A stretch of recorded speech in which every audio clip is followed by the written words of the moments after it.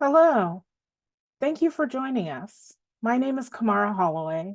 I'm the project manager for the Romare Bearden Digital Catalog Raisonné here at the Wildenstein-Plattner Institute.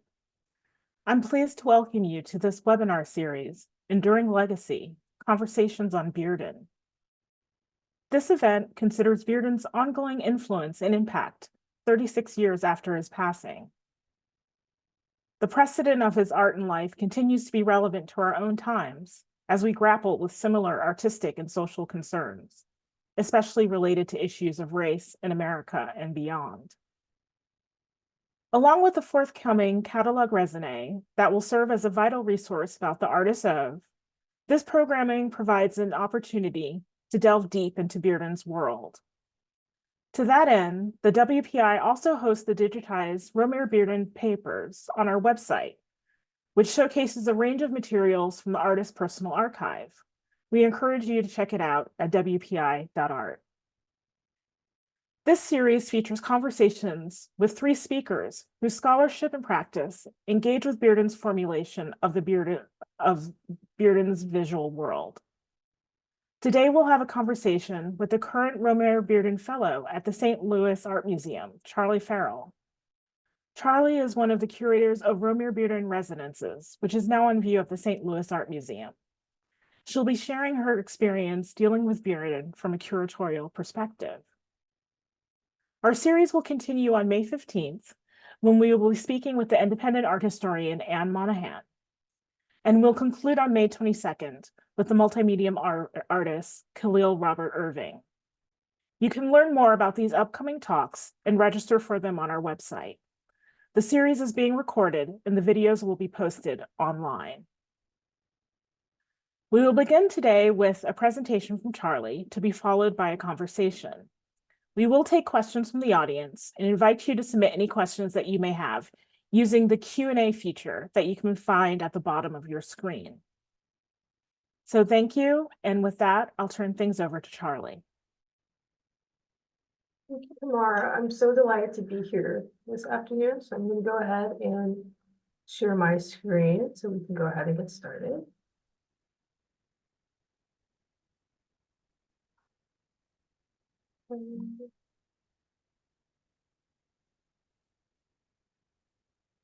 So my name is Charlie Farrell, and I'm a researcher, cultural critic, and curator, as well as the current 2022-2024 Romare Bearden Graduate Museum Fellow at the St. Louis Art Museum.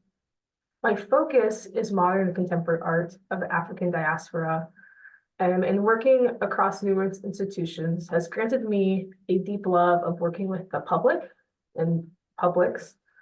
And so I feel what is the good of my work if I'm not reaching audiences immediate to areas around the museum? And I see my work as activism in the way that art has transformative power in bringing people together regardless of their entry point. So I am the curator of Romare Bearden Residences, opened last Friday, May 3rd, and will run through September 15th at the St. Louis Art Museum in St. Louis, Missouri. So the show is really about Romare Bearden's relationships to other artists in the permanent collection. So it's highlighting Romare Bearden and his relationship to artists such as Norman Lewis, Robert Blackburn, Philip J. Hampton, and Sam Middleton. So the exhibition explores the varied ways that he was a friend and mentor to his contemporaries, such as Blackburn and Norman Lewis, but also the ways that his influence expanded past time, temporal, and location. So Sam Middleton, who's also included in the exhibition, is not in New York at the same time as Bearden, and they actually met when in Geneva, Switzerland, at an exhibition of Romare Bearden's work, and they stayed in contact for the rest of his life. Philip J. Hampton read The Painter's Mind, a book that goes over technical aspects of painting written by Romare Bearden and his colleague and friend, Carl Halty. And so the show is really thinking about the wide impact and range that Bearden had on numerous artists. So on screen, are two works that are included in the exhibition. So this is untitled by Sam Middleton. And on the right is Summertime by Romare Bearden. And this show sort of came about as a conversation of how to get summertime back on view. So summertime hasn't been on view in about 20 years. And this is a really magnificent work by Bearden. I really do encourage you to be able to come see the show in person, because the size and the scale of the work isn't really translated through the PowerPoint.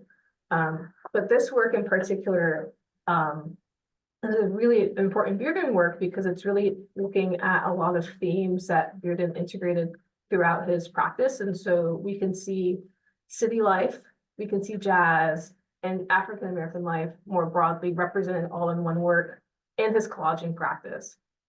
And so the exhibition was an opportunity not only to highlight this really important work, but to think about his influence.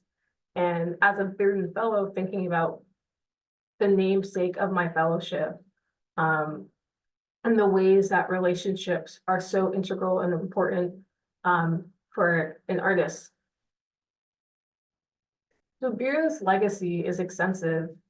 He was not just an artist, he was a researcher, cultural critic, and activist, thinking very deeply about the place of a Black American artist, not only in the civil rights movement, but the broader American artistic landscape. So for example, his Odyssey series, which came later, is a retelling of the Odyssey. And just briefly, the Odyssey is a Roman epic detailing the homegoing trials and tribulations of the hero Odysseus. And this, I'll just put it on screen. So these are two works from the Odyssey series. And so what was really magnificent about this series is that it places Black Americans within a wider Western cultural context. And it's a human story. This is the hero's journey.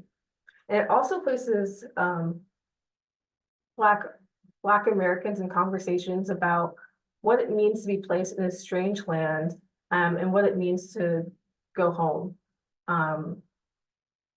What those trials and tribulations and triumphs and tribulations might look like.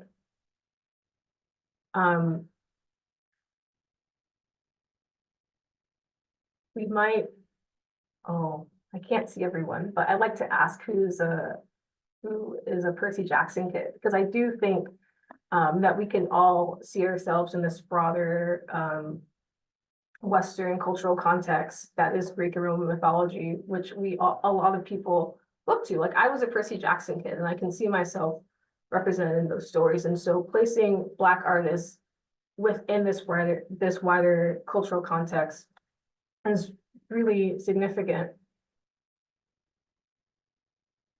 Something else that was really exciting for me to dive deeper into during my research was Bearden's drive to build and cultivate communities and spaces where Black artists could thrive and be in community.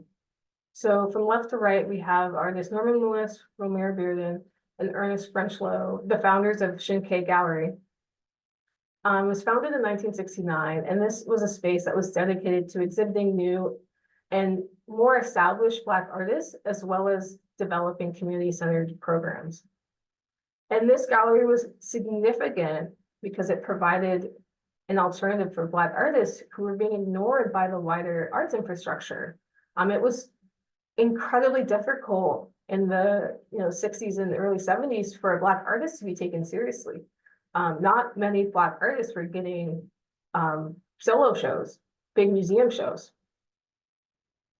So artists like Wilfredo Lamb, Camille Bilhops, Elizabeth Catlett, Cynthia Hawkins, Richard Hunt, Howard Bay, Norma Morgan, Whitfield Lavelle, Frank Bowling, Vivian Brown, Annette Carter, and Edward Clark are some of the artists that exhibited there.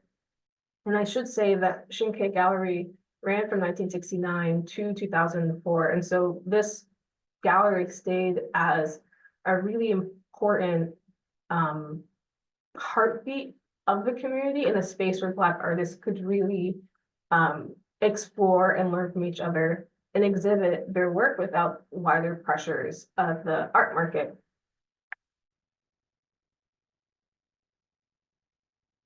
So on screen is myself at last Thursday's opening lecture for Romare Bearden Resonances.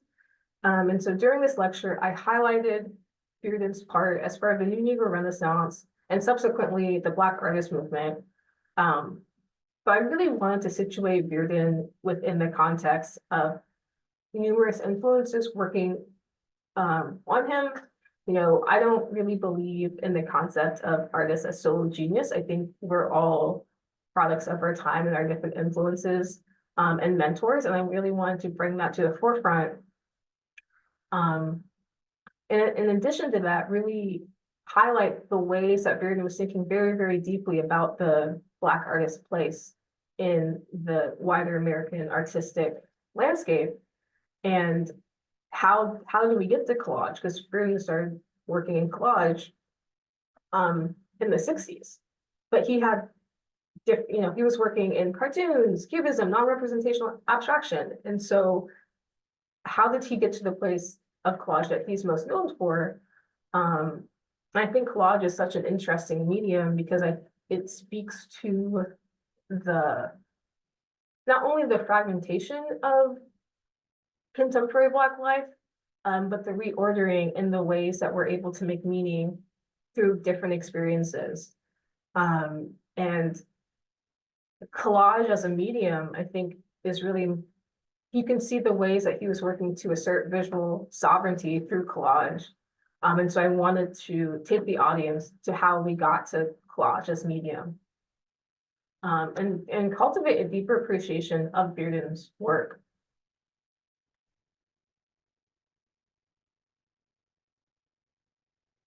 So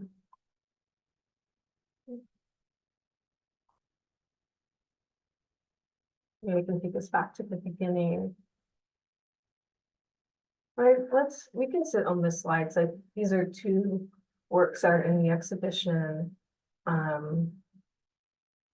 But I'm ready to just open it up for conversation.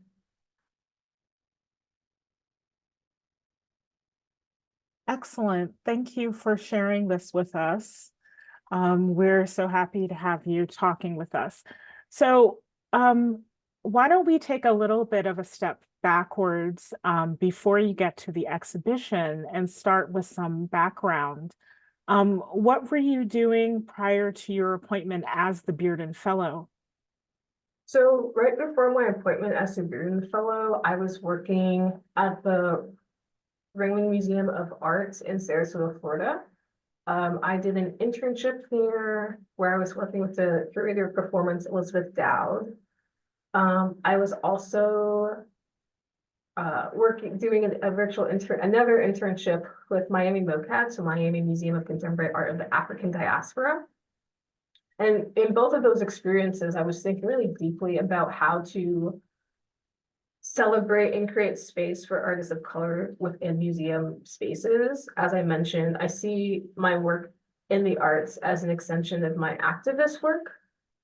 So while I was at the Ringling, one really big project that I worked on was we were working with an artist, Rodney Desir, who's a choreographer, but at the time that she was supposed to start working with students, because she had an exhibition, she had a community project, and then she was supposed to have a performance in the historic Oswald Theater, where we do a lot of live action dance performances. Legislation changed in Florida, and so what we were allowed to talk about in terms of race changed. And with Rodney Desir, all of her work is kind of informed by these boat trails that she undertakes. So she goes to different countries in the Caribbean, talks to knowledge keepers, and she creates a dance, but she's thinking really deeply about the transatlantic slave trade. And so we had to pivot really quickly. But that experience really taught to me the importance of how we can continue to center the artist's vision and honor and respect the artist's vision despite what may happen, and how to, I mean, just generally pivot within the arts field, because things are very unexpectedly going to happen. I was also working with a friend of mine to create an alternative space for artists to exhibit their work. So back in St. Pete, the art scene just isn't as robust.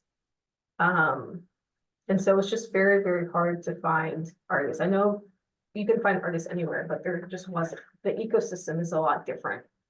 And this, I would say, it's not as accessible as what I've grown used to and accustomed to in St. Louis.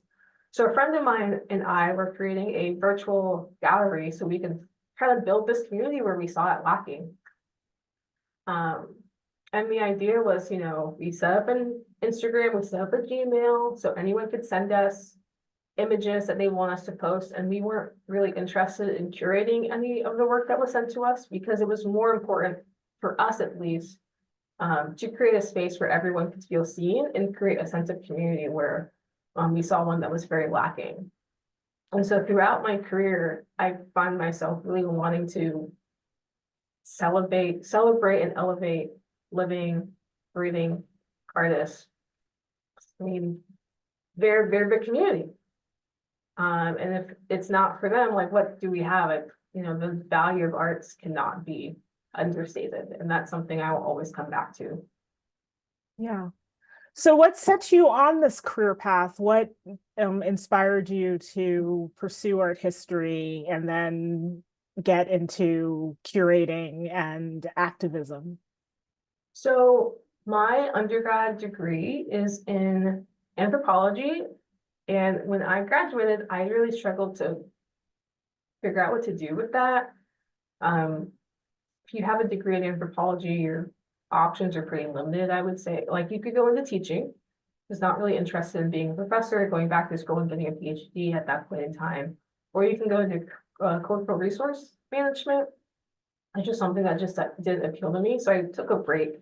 And I interned at the Gadsden Art Center and Museum in Quincy, Florida, which is a very small town in Florida, which really got me thinking about arts as a potential career path. Always really enjoyed art and going to museums. I've always seen the arts as sort of a place that had this transformative power. But it wasn't until my early 20s that I saw that I could be part of that transformation. I think the beauty of starting my career at a really small museum is that I could see the impact that I was having pretty quickly, and I was able to build relationships with community members in a really meaningful and transparent and honest way. So I should say I'm not an artist, I just really like the art. And as someone who strives to provide value and wants to create more good in the world, I've found that through art and curation specifically, and working with living artists, like, this is why in particular, I work a lot with living artists, that I can do that good and give back to the community through my curatorial practice. Yeah, yeah. So did you have any mentors that encouraged you along the way? Oh, yes. So let me go down the list. So Anissa Ford, she used to work at the Gadsden Art Center Museum. She was really incredible, even though she's left museums. She's now at Florida State University in their career services division. She's been always a huge support, just in terms of looking at jobs and reminding me what I'm capable of. Like, that's been really important. I think as an early career professional, it's very easy to say, oh, I'm so new, I don't know anything. But it's nice to have someone say, look at your resume, you're pretty cool. You should apply for these experiences and put yourself out there because you can do it. Another mentor, I mean, the reason that I got my graduate degree is Dr. Kristen Dowell. when I was an undergrad, she was within the anthropology department. But she later transitioned to the art history department at Florida State, and we had stayed in contact after I graduated, and she really encouraged me to apply to the Museum and Cultural Heritage Studies program. So that's a 2-year program at Florida State. And you do 1 year of coursework, and then the second year is a full year internship. And so you can either do it at a museum in Tallahassee, I think it's the Museum of Fine Arts, or you could do it at the Ringling. And I had grown up near the Ringling. It's not in my city, but it's like a 45-minute drive, so it's not impossible to get to. And so the idea of working at the State Museum of Florida and the Ringling is huge. They have 5 different venues, like 60 acres of land. It's huge. And so the idea of being able to work somewhere like that was really exciting to me. So she encouraged me, and I credit her with kind of the path that I'm on right now. Marilyn Hollyfield, she was my supervisor while I was at Miami MoCAD. And she always encouraged me to think deeply about the art, and something that I want to improve upon is my art writing. And so she's like, very much, okay, if you want to be a better writer, here are some writers that I suggest you read. And this is how you can start thinking about art, because I am not a trained art historian. But through her encouragement, I kind of learned that it doesn't really matter where you come from, as long as you get there, and like there are resources to help you elevate yourself.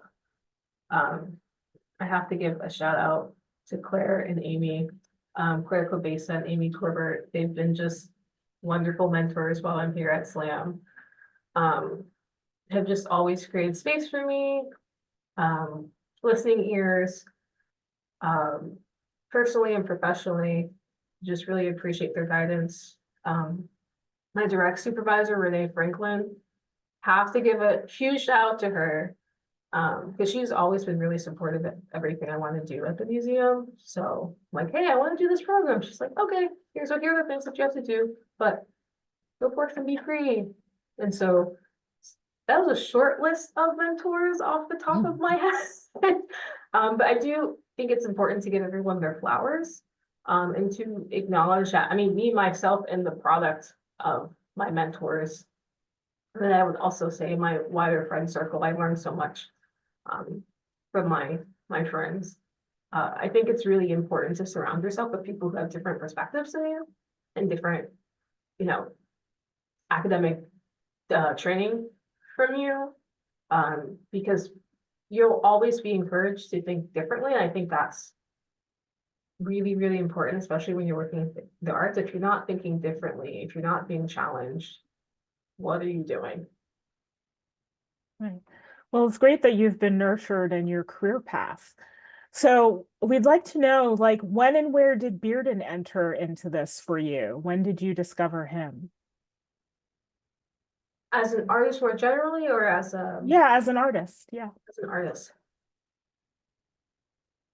Probably when I was doing I did some work for a literary magazine in Miami, doing research for them because they were building a curriculum of Black artists.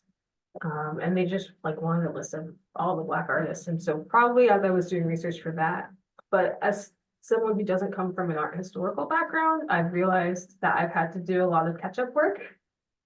And so I've taken it upon myself to read as much as I can, explore as much as I can, go to different talks. But I would say probably 5 or 6 years ago. And it's probably in the past 2 years that I've cultivated a real excitement around Black modernism, as just this really amazing space for Black artists to think about the modern for themselves, despite all of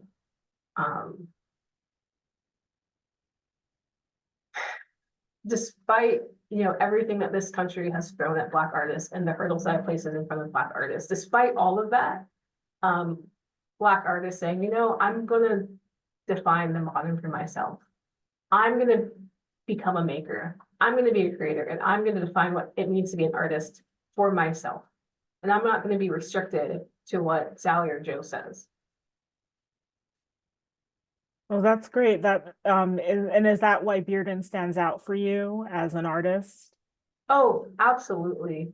And just his community, his ability to community build, I think, is something that really stands out for me, because I truly believe that all work is relational. And even before he got to collage, what he's known for, he's still, in his work was Spiral, and Spiral was only in existence for a year, 2 years. But that was still a space that Bearden and others, they felt it was important to band together and really think critically about their art making practice. And create a conscious community that where they could support themselves. And for Bearden, yes. I think the way he's thinking about Black Americans as Black American art, Black art history as part of a humanist story, as part of a human story, is really interesting to me. The way that he is constantly experimenting is really intriguing to me, and how he's able to fluidly move through different movements until he finds an art making form that feels like home to him.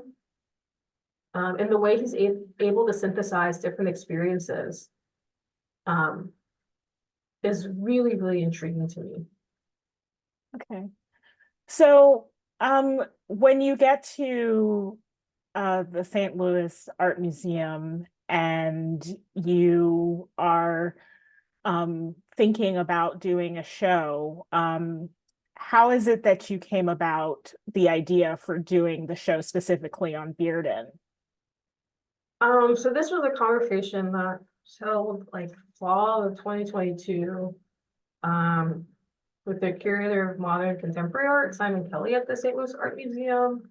And as a Bearden Fellow, it was, and I should add the caveat, the Bearden Fellowship up until recently, it was a 1-year fellowship, and now it's a 2-year fellowship. And so that allows the fellows to do deeper work with the museum, with the museum's collection. But not a lot had been done with Bearden. And so the conversation really started about how can we get Summertime on the wall? The Summertime hasn't been out in 20 years. Yeah, there's a question about that, like, why hasn't it been on view? Was it for conservation or preservation reasons? Not to my knowledge. I mean, this is a collage, but there's a lot of paper elements. And so with works on paper, you just have to be careful. You have to be very strategic about how long they're on view, because when you put them out, they can be out about 6 months, but then you have to let them rest. So I think it actually worked in my favor that it hasn't been on view in 20 years, because I was able to work on the show, because I don't know how long this work has to rest after it comes off in September. But we were thinking about, let's have a Bearden fellow work on a Bearden show. It's kind of a circular moment. And for me, and something that's become apparent and working on this show in ways that I draw parallels personally in working on this show, is that the fellowship is a community.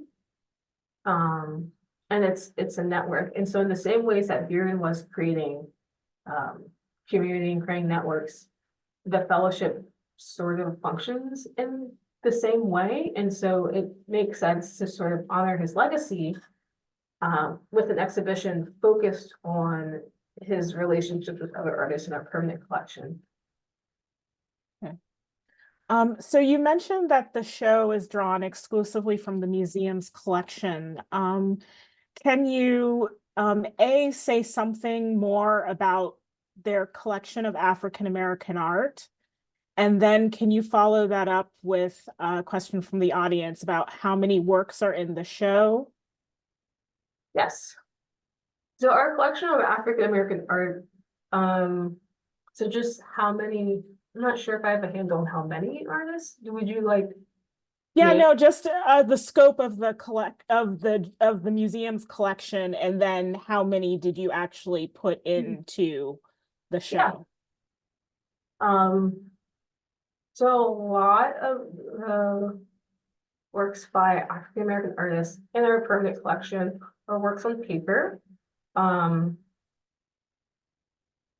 PDP, starting from 1943, and we've been collecting ever since. And we just got let me think so I don't mess up the name. The for in Thelma Ollie Memorial Collection, which is a collection of Black abstract artists that recently came into the museum's collection. So outside of larger collection building, the museum has been collecting Black art for quite a number of years. And some of these works are pulled from the Ollie collection. And that is, for me at least, as a way to continue to engage with these works. In our permanent collection, we have a really phenomenal permanent collection, a really exciting permanent collection of works by Black artists. So Ed Clark, Annette Carter, Elizabeth Catlett, a personal favorite of mine that recently came into our collection, Augusta Savage, Untitled, Girl with Pigtails, we have work by Charles White. So a lot of, really important Black modernists, which is something that's particularly exciting for me. And so there are 8 works in this show. So there is Summertime, Untitled by Sam Middleton. There's Intimacy of Water by Romare Bearden. There are 2 works by Norman Lewis, Togetherness and Untitled. Untitled by Philip J. Hampton. This photograph by Leroy Henderson, which I want to call out. I thought this was really important to highlight.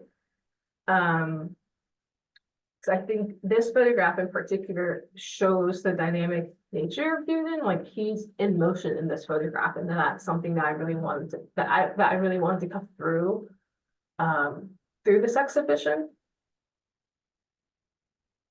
Okay. And there's a question about whether or not there's an exhibition catalog. There's not an exhibition catalog, but there is an audio guide, and the audio guide is accessible through our museum's website.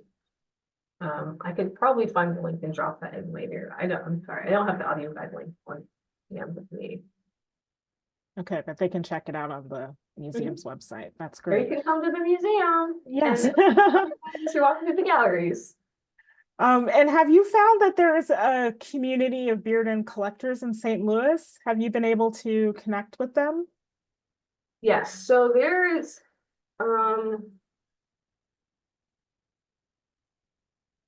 I'm not sure if I would say that they are collectors collecting exclusively Romare Bearden, but there are collectors in St. Louis that have Bearden in their private collection. So Wonderful. So out of all of the works that you had available to you, how did you select the works that ended up in the show? Was it that they were, how did they relate to your concept? So for me, I think there are a lot of stories that you could tell when talking about Romare Bearden and his relationships. But the story that I wanted to tell was a story of people with direct and maybe sometimes indirect relationships to him. So like, for example, he was inspired by Thomas Hart Benton, which is an artist that's represented in our collection. But for me, I wanted to really put Bearden at the helm of the exhibition and think about our other artists in relation to him, and not have sort of a bi-directional relationship. But there are other connections that can be made from other artists in our permanent collection. And so with Norman Lewis, that seemed like kind of a no-brainer. They were friends, they were in Spiral together, they co-founded Shinkai Gallery together. Let's put Norman Lewis. Robert Blackburn and Romare Bearden were friends, close friends, because Bearden served on the board of the Robert Blackburn printmaking workshop until his death, until Bearden's death. And Blackburn is credited with teaching Bearden the collage process, which is just a printmaking technique. Intimacy of Water, because Intimacy of Water hasn't been reviewed in a number of years. And I wanted to show, again, Bearden's depth of art making practice. And so that the Intimacy of Water is taken from his Caribbean series. Because he lived starting in 1971, 73, he lived in St. Martin with his wife, like on and off during the year. They built a house in St. Martin. So I wanted to kind of tell that wider story, that he was thinking, oh, like he had a really broad influence. And Sam Middleton, I touched upon. And so Sam Middleton, who was living in the Netherlands the majority of his professional career and wasn't in New York for that long. When he was 19, he packed up and he left the United States. But they met in 1971 and they stayed in touch until Bearden's death. And so I wanted to show that even artists across the world were being influenced and inspired by Bearden. And Bearden wrote like an entry essay for a catalog of Middleton's work for an exhibition that he was having. Philip J. Hampton, so much after Bearden's time, but Hampton had read The Painter's Mind, which is a book that discusses the technical aspects of painting, and he'd been really inspired by Bearden's treatment about color. And those are aspects of Hampton's work that became increasingly important to him. And then again, the photograph by Leroy Henderson, because I just think that's a really dynamic work of art. And so that was sort of why I was thinking about including the artists that I did. I mean, I easily could have made a case for including Augusta Savage work, because Bearden and Augusta Savage were both part of the 306 group in Harlem, which is an artist group. An artist group that was formed to create an alternative to the Harmon Foundation and to put more Black artists on WPA projects. And Bearden had said of Augusta Savage, everyone knows Augusta Savage. She's like the Renaissance woman, like everyone knows her. But I wanted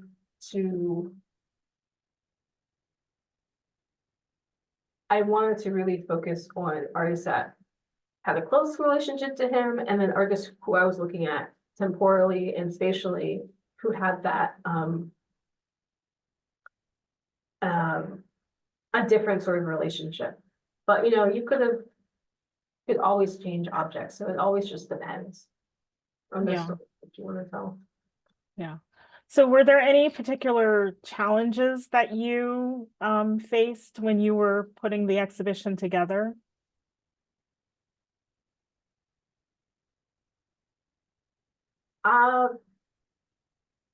Not challenge, like not any challenges or like they're outside of curating an exhibition. Okay. So, I mean, just, I would say standard workflow. I guess I could say I'm new to curating, so so I curated Wangechi Michi's My Cave Call previously. But that was one work in a single gallery. And so the approach was pretty straightforward. But with this show, it's 8 works. Creating a checklist is always like, oh my goodness, what should go on the checklist? How do we cut things down? What's available? What's able to go on view? So I mentioned there are a lot of works on paper in this show. And so I just had to be really cognizant but like not everything that I want to go on the initial checklist will go, because if it's just been on view, it might have to be resting for like 3 to 4 to 5 years. And so some works just aren't available. So just standard curatorial Yeah. things. Yeah. And what did you learn from working with Simon Kelly on to put this together? So I was really I had a lot of autonomy on this exhibition. So that was really wonderful for me, because I was able to like create a concept and go to Simon and get his feedback, or create notes and go to Simon and get his feedback.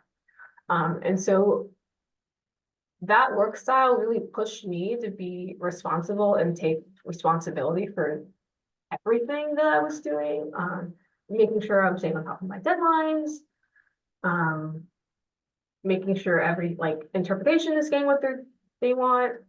And when we were in install, so I had a layout. You always have a layout, but it's always different when you get into the space. And so what I'm getting at is I've like never hung a show like this before, and so to see him in the space really thinking about balance of works, you kind of just have to see it, and I think that's just a skill I'll like continue to develop. But to see that skill in action was really interesting to me, because there are some things I just hadn't considered. Because you think like here's a layout, this is the plan, but sometimes when you're in the space, you just have to be flexible. And how works are placed in the stories that it tells, and creating a really balanced experience for the viewer. Yeah, yeah. Was there anything in particular that really surprised you about the process of putting together a show and working through the research, the design, the interpretation?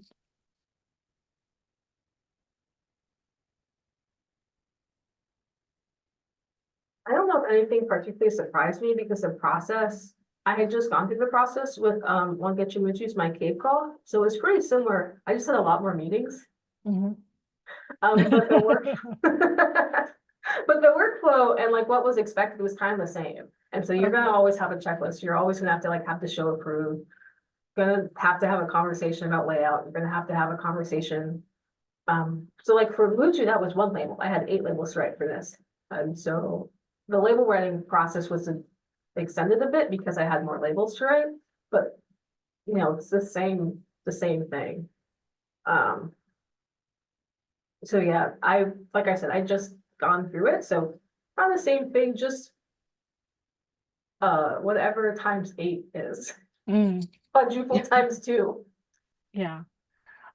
Did you have access to the artist archive in researching the show? Did that influence your decision making in any way? So I had access to parts of the archives that were available online. Looking through pictures was really, for me personally, it humanized him a bit more and made his made him a bit of a person, because I could just see works of like his whole life. And so there's a family photo with his parents and his grandparents. And so thinking about Bearden as a person who's had this trajectory from North Carolina all the way to New York, it's just like with the point was driven home for me personally.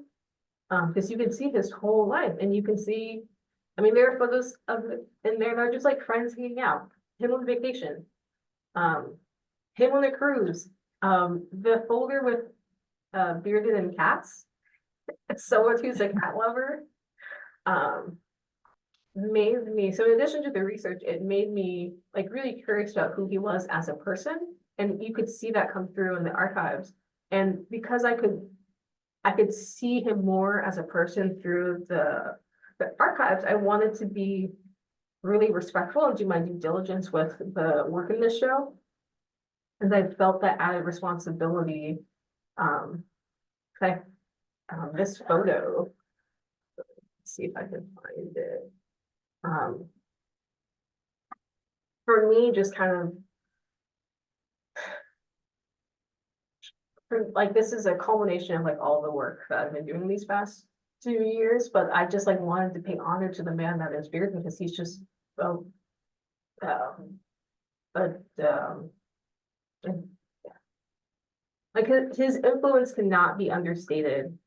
And so not only is he this wonderful artist, but like he was a friend to many, he was a mentor to many, and I wanted to do my due diligence and my due duty in communicating that to my audience. And so that kind of came across as I was doing research into the archives. And so I hope that's communicated through not only my lecture, but in the gallery and the audio guide as well.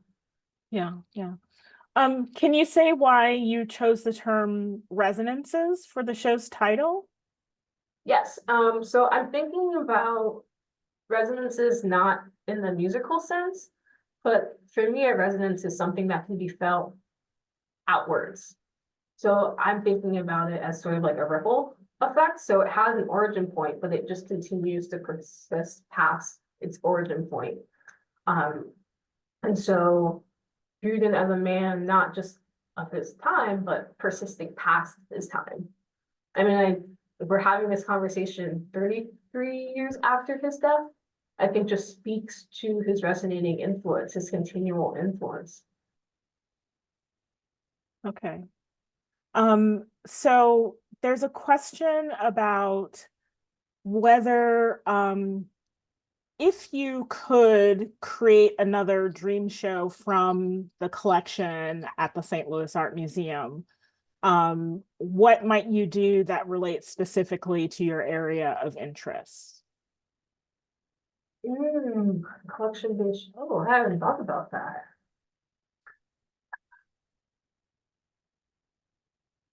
I would probably do something because I'm like, I really love the WPA project. The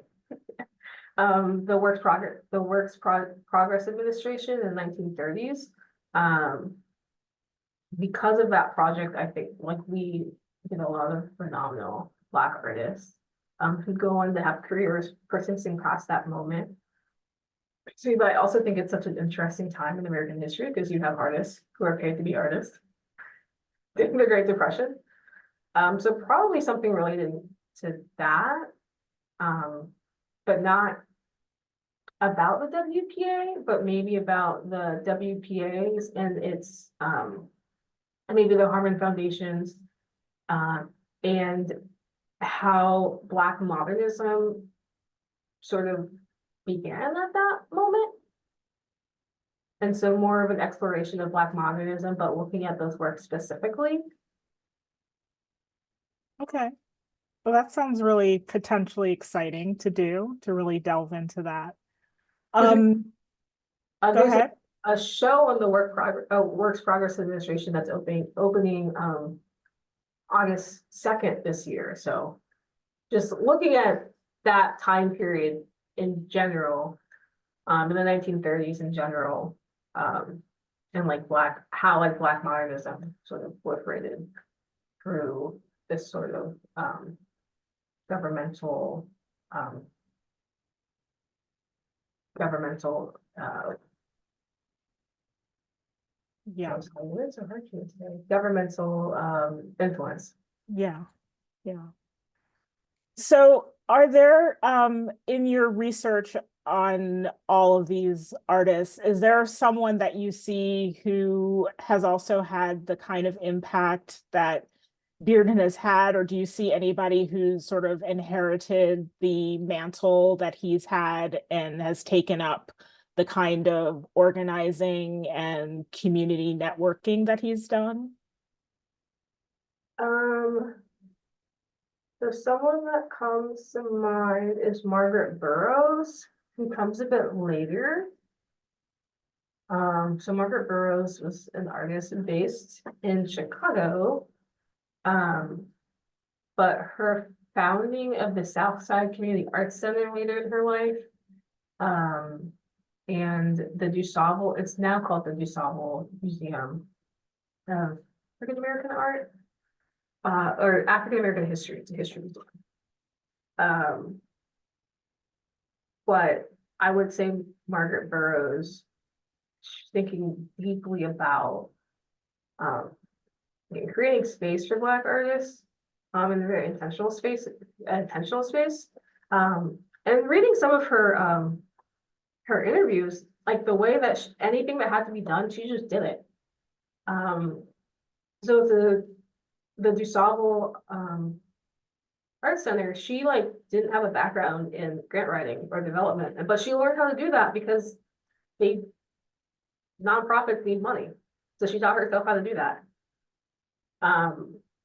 The Southside Arts Center, I mean, this was a place for Black artists to exhibit, but also be in community. And I think there's a lot of value in being able to see other artists like you exhibiting, creating, and being able to take inspiration, and just knowing that you're not the only one out there cannot be understated. So I would say Margaret Burroughs, even though she came a little bit later than maybe Augusta Savage, because Augusta Savage trained a lot of artists that were part of the New Negro Renaissance, or they started training with her, but she said that her legacy was her students.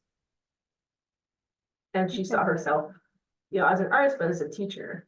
And I think when you're creating community, it's a very specific, being very intentional and saying, I'm going to see myself as an educator first and a teacher first, and I'm going to nurture those coming up behind me and create space so that they can be great, is something that's it's not a big ask, but it's just, that's a really big declaration to make, that I'm going to serve others. Okay.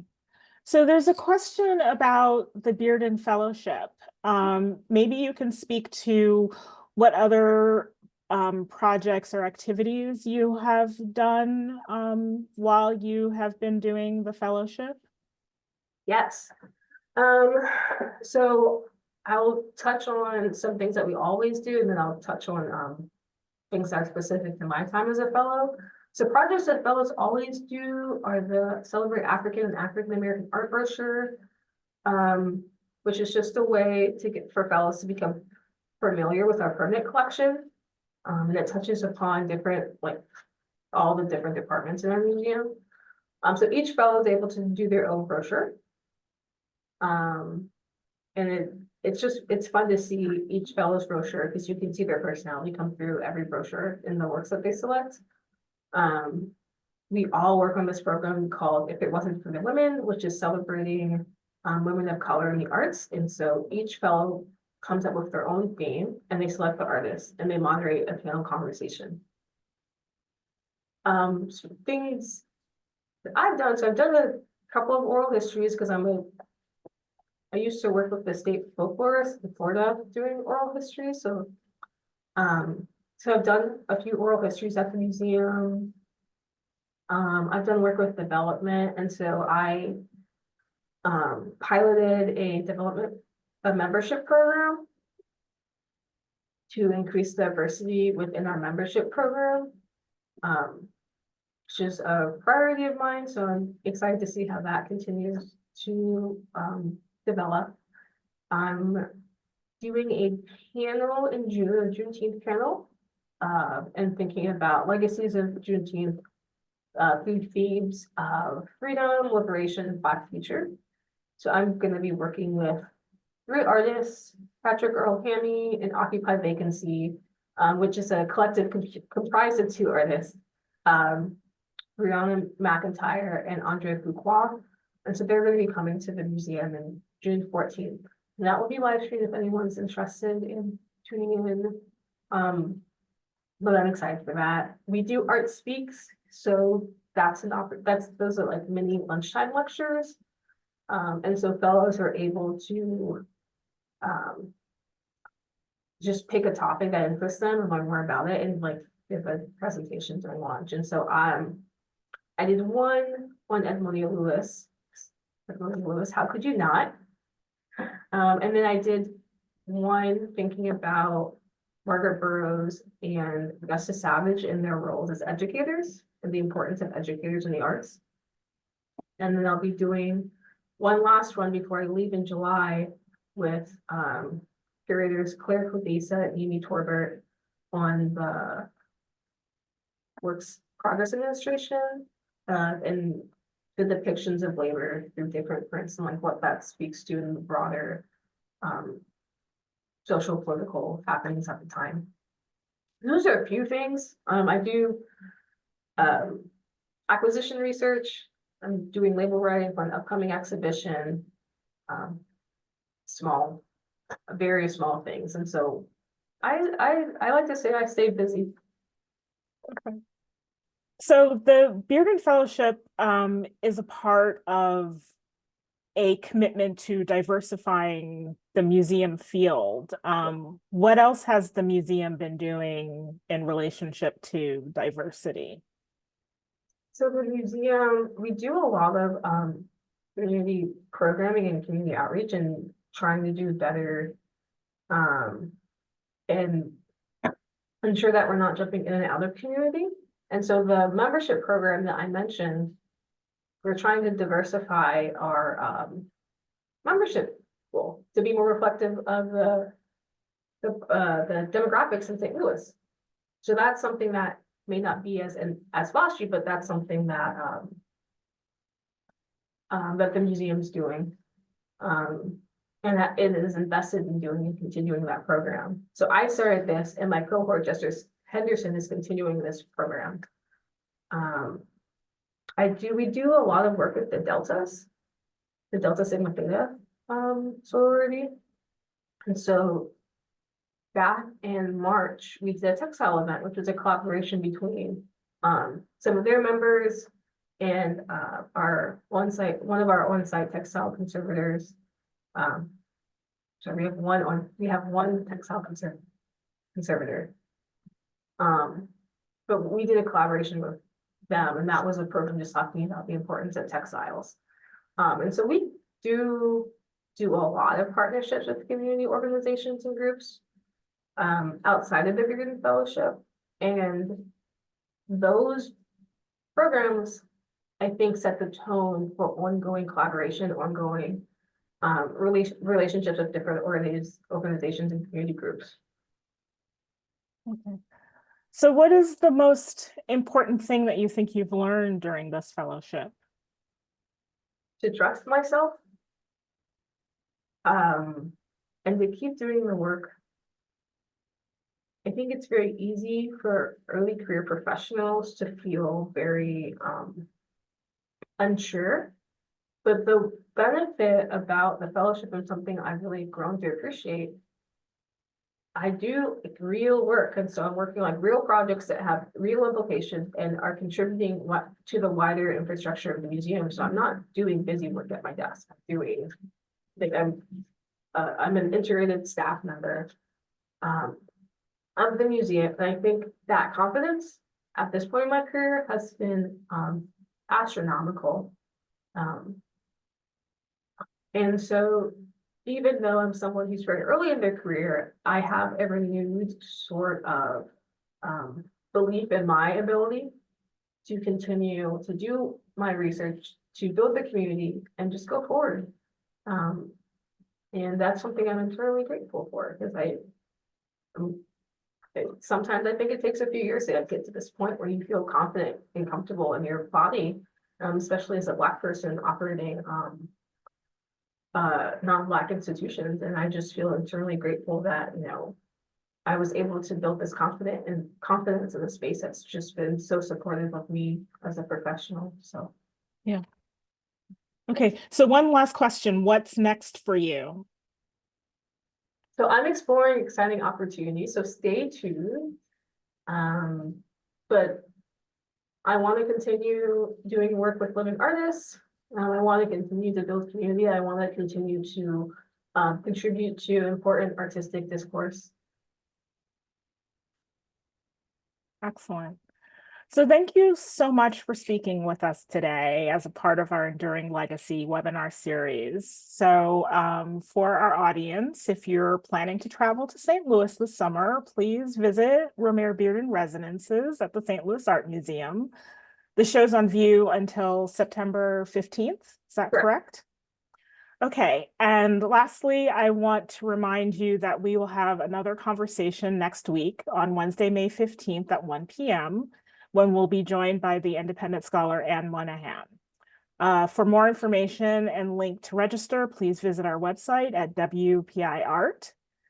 Thank you for joining us this afternoon, and we hope to see you again for the rest of our Enduring Legacy series. Thank you, Charlie. Thank you. Hi, everybody.